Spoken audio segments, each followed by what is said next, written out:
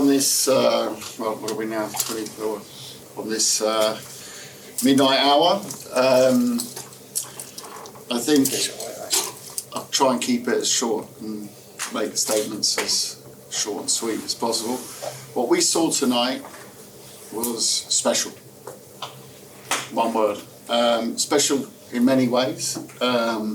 Special as a boxing performance. I think I'll talk a little bit. I thought hats off to Troy. He came and came and came and came. I think he got very frustrated using a few different tools that weren't just fists.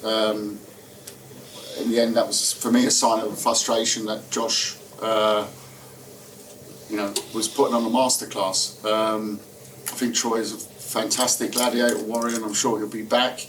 I think that even illustrates, though, more that tonight a very good fighter in Troy met a special fighter, and that's all I'll really say on the performance. But from a pleasure point of view, apart from this nice strap that you now have, which you'll be adding many to in the future, is that let's look at this from outside the team, because I've just joined the team a year ago, whatever ago. So I've watched the Josh Kelly journey through the eyes of, from my friend Adam, of course. We always have kept in touch when we haven't had fights together, but from the boxing world, you looked at this from the outside and saw a young man being hyped up because there was a vacuum in this UK boxing space to fill. And that vacuum was supposed to be filled by Josh, Conor Ben, Josh Boazzi. That's the way the industry works. That's not blaming a promoter, that's not blaming a network, it's just simply the way the industry works. And people, especially with social media, they draw into that straight away. That's fine, that's the way it works. But when that doesn't go to plan, and a young man in his career, pro career as well, loses to a very good boxer who's now boxing against Terence Crawford, and the world kicks a man when he's down, that's something that I hate about our sport. It's something that I detest. I think it's horrible, but that's life. And tonight was much sweeter than a 30-second knockout in a round. It was much sweeter than that.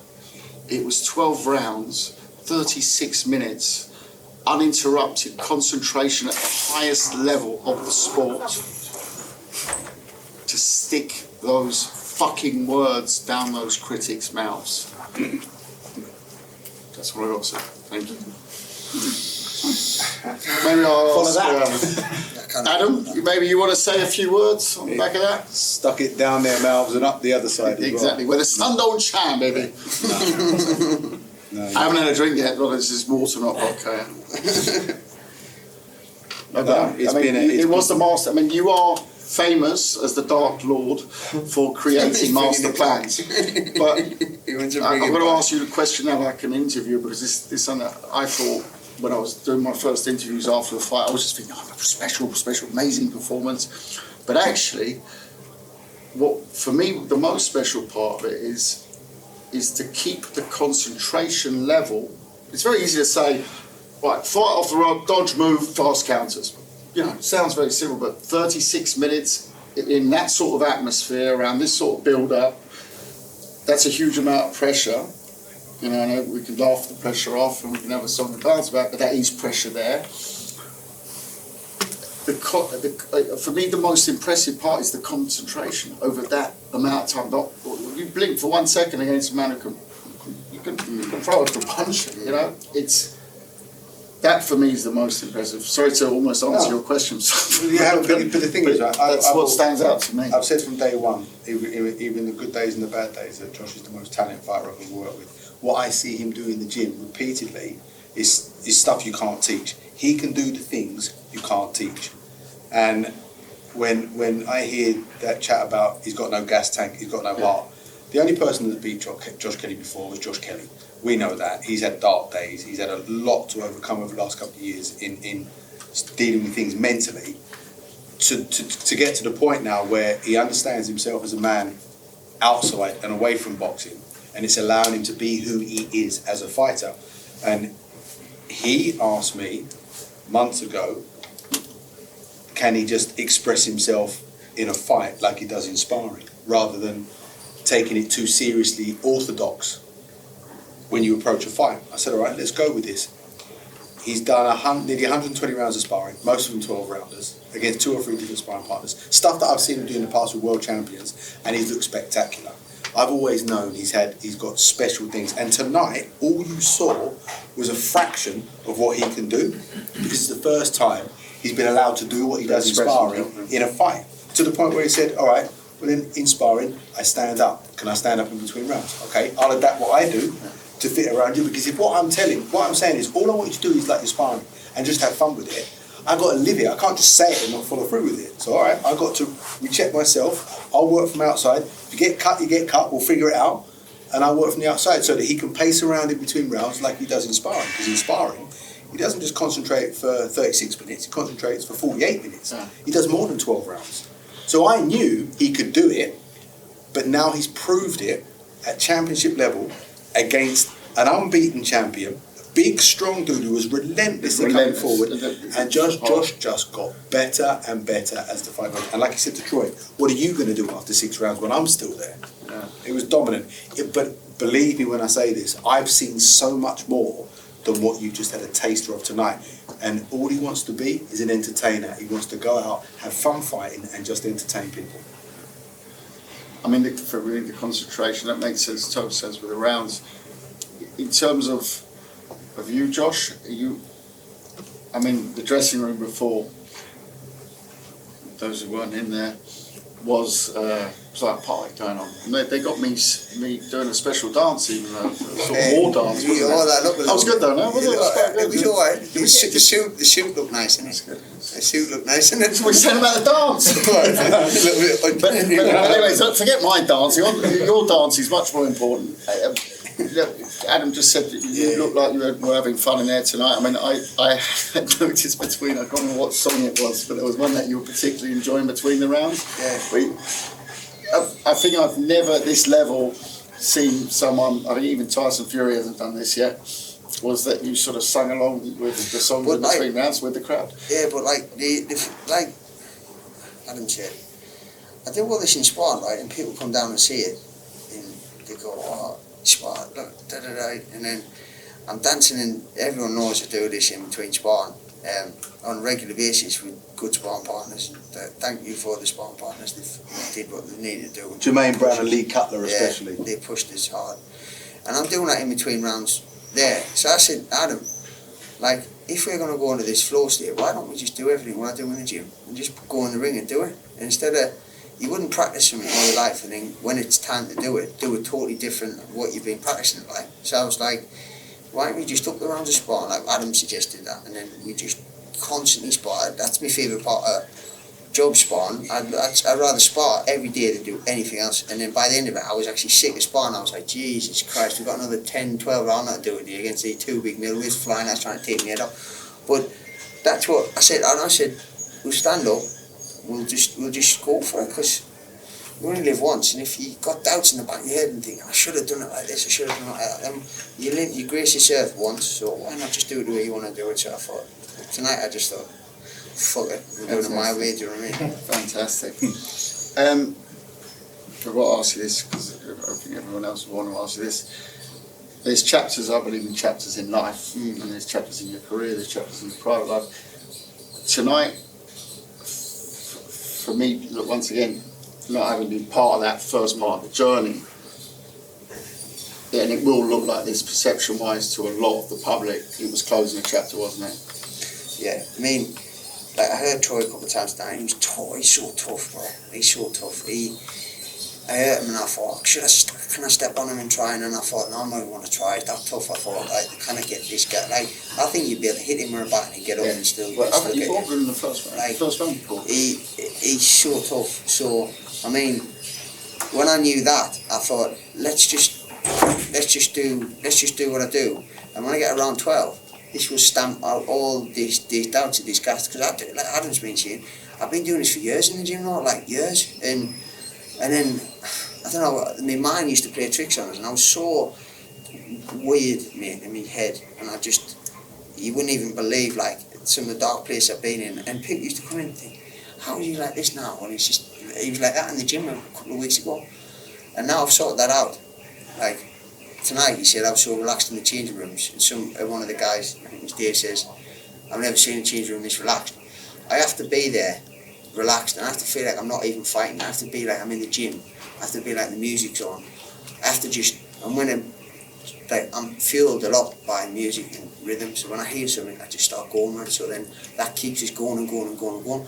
I actually said, Adam, can we play music in between the rounds? He says, there will be music played on. I know, but I want some vowel tunes in between the rounds. And he was like, I can't take the phone up there and start blasting music. I think one of the lads said, we'll put a speaker in the corner. I said, you can't be doing that. Kind of like a bit of Bon Jovi? Did you have Bon Jovi on there? It was my playlist. Was it? Took off my phone. You need to short that dancing out as well as your playlist. Now, I'll tell you something, the crowd were even... Crowd were great, bro. But they turned, didn't they, during the fight? You can see that you entertained them. I mean, God, despite you winning pretty much every round for me, in between the rounds, they were all having a great time, and I think you soaked it up, no?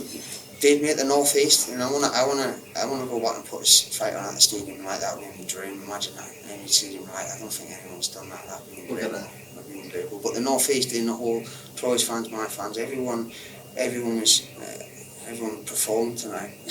So yeah, I feel like I'm in a dream at the moment, mate. It's a bit weird. I'm slap us out a bit for a little. Troy tried that, didn't work. He's feeling like it has worked a little bit. You were speaking a bit during the fight, no? Yeah, because I speak in sport. What were you saying? No, I was just saying, like, I remember one round, I think one of the coaches in here says, I was in the corner, at his corner, and he went, he's tired now, Troy, and I turned around and I said, I'm not tired. I saw that, I'm not tired. And then the fight kicked off outside, and I seen it kick off, and I went, they're fighting more than me and you at the moment. I says, Jesus, like that. And then he told me, he was against the rope. He had Troy backed up against the rope. So he was above me. I'm watching it like intently focused. And he looked at me and went, they're fighting over there. And I've turned round and seen it kicking off. I've watched that for like 2 seconds, turned back, and he's back in the centre ring again carrying on boxing. But he told me to turn round and watch them fighting. I just knew, like, this shit happens every day in the gym. That's what I'm saying. But honestly, if you saw 50% of what goes on in the gym, it'd be so much more entertaining than tonight. Fucking about some fucking live up now, Jesus Christ. I mean, we've worked with quite a few boxers before, and I remember, especially with David Hay, I remember there's not, when you stand in the ring before, especially world title fights, there's a lot of people in the ring, so it's not quite tight in there.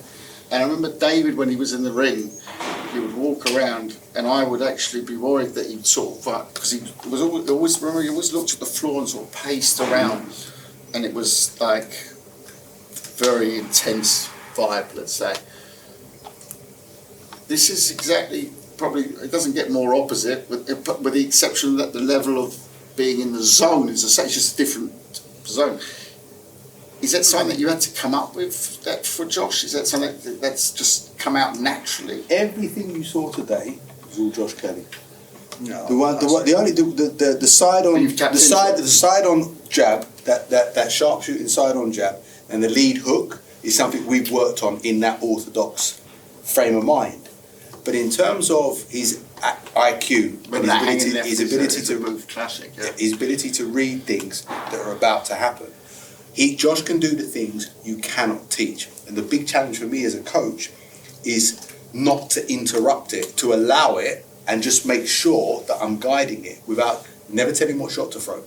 Never prescribe anything, because if you prescribe it, my prescription is 2 steps behind what he's already seen. Yeah. And for me, it's fascinatingly fun to work with that. Well, you can tell. Can I just ask Josh, was that a perfect performance, a faultless performance? I'd say so, pretty much. I had that for 15 rounds in the gym every day, so I knew what was coming. I knew the jog across the ring at us, and I knew when I'd switch angle he'd come again and come again and come again. We'd rehearse pads where I just hit the pad once and go around under, hit the pad once, go around under, constantly. Just to condition them legs, just to get them in a position where I can just go round and round and round and not get tired, because when I start punching, when you start punching, you're obviously leaving vulnerabilities, or you leave yourself open. When you're punching, you're either connecting or you're leaving yourself open. In his case, every time he punched, he was leaving himself wide open. So I didn't really need to punch that much. I just needed to punch when the time was right. So when the time was right, I picked the shots, and I felt like I didn't waste any energy. Before, when I was younger, I used to come out and fly and hit loads of shots, and I just boxed the way like we did in the gym, really. Box with freedom, would you say? Is that yeah, the, just yeah. like flow state, Yeah. like just like I always say this, like if you're in work or you're doing a job and you ever do something really that good that you feel like you feel like you're out of body experience where you're just like, what's just happened there? Like weird. I've just had that tonight. So weird. So what made it really weird.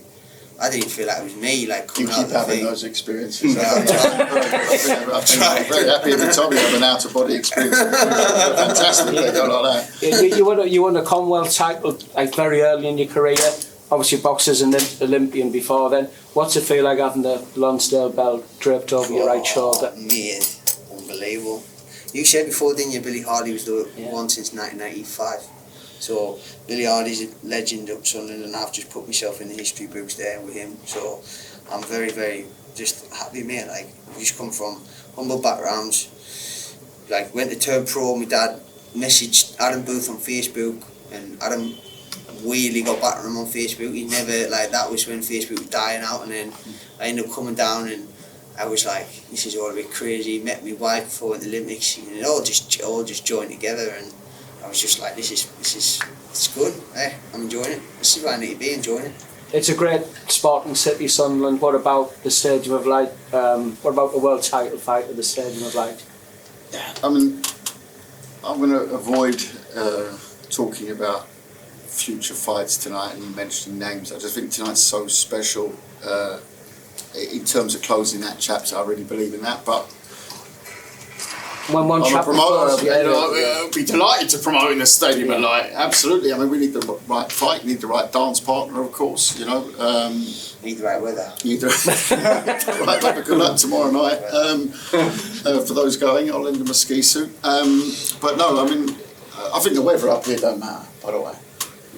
Nah, I mean, Not for the people, I what I don't- mean for rush fighting. Can I get other people, yeah, but I mean, up here you could put a fight on -20 and it'd still be. no, everyone still be out in skirts and vests. I love it up here, I've got to say.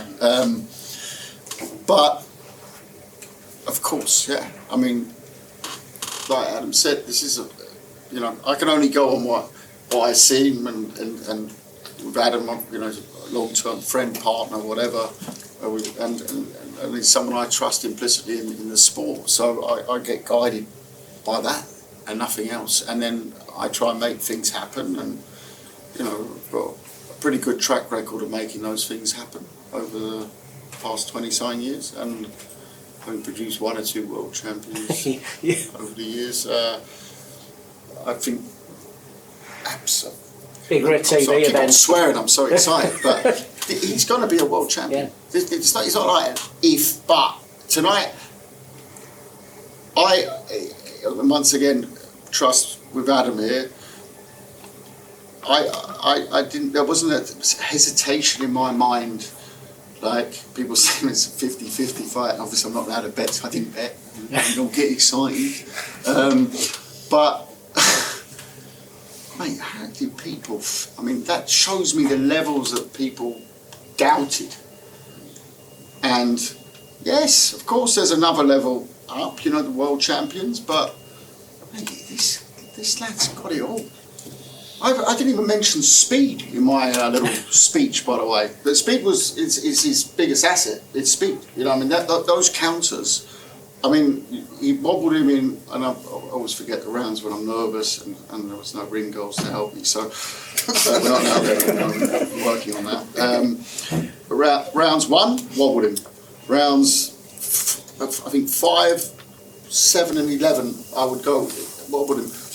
But Troy, to give Troy big credit here, I mean, it shows the level of the performance. Man, relentless, he's one. I mean, tough is look up tough, and there's a picture of Troy Williamson in the dictionary. I mean, and he will have big success. And when we move up to fight for world titles. I'm sure Troy will hold that belt one day. I'm sure of it.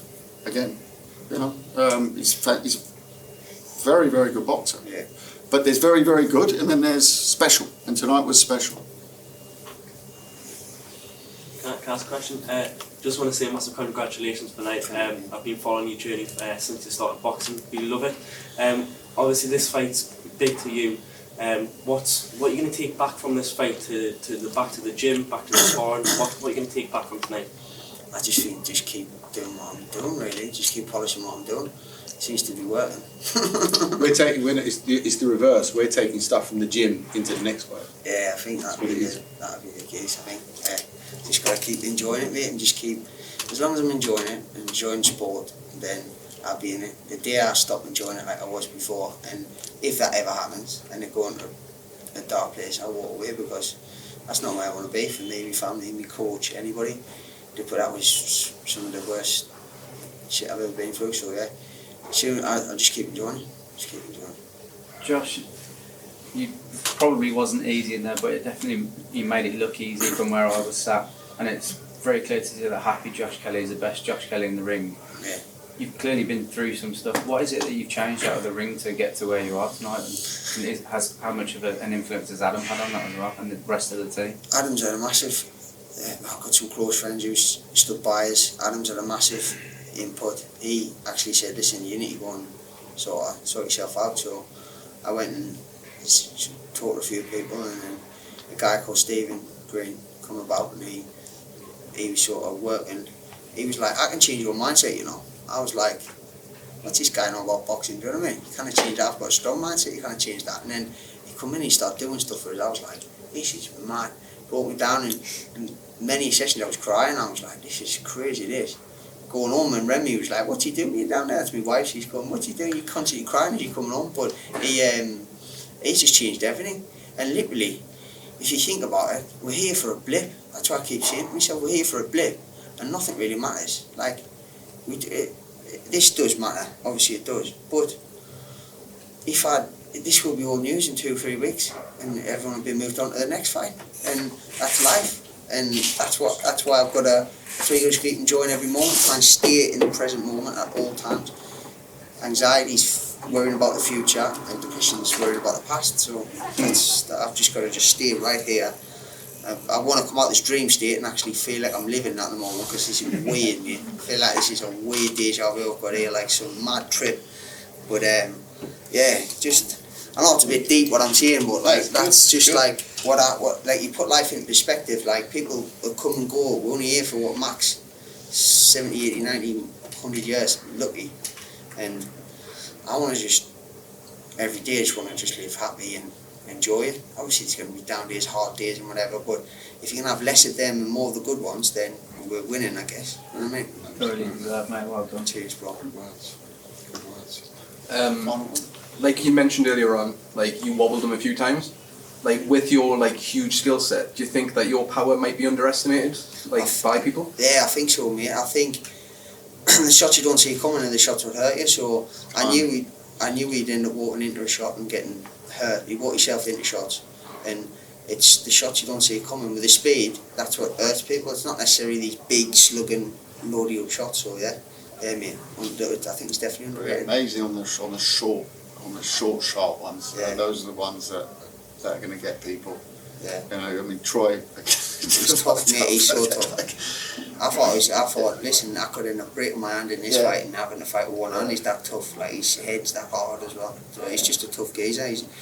I've got massive respect for Troy. We grew up together, like in the amateur rankings and everything, and we were out back and forth just to get the fight going. But he's a true warrior, and he showed it tonight. Jesus Christ, he's tough fella. I think that's it for this evening. Again, congratulations. A big round of applause, please.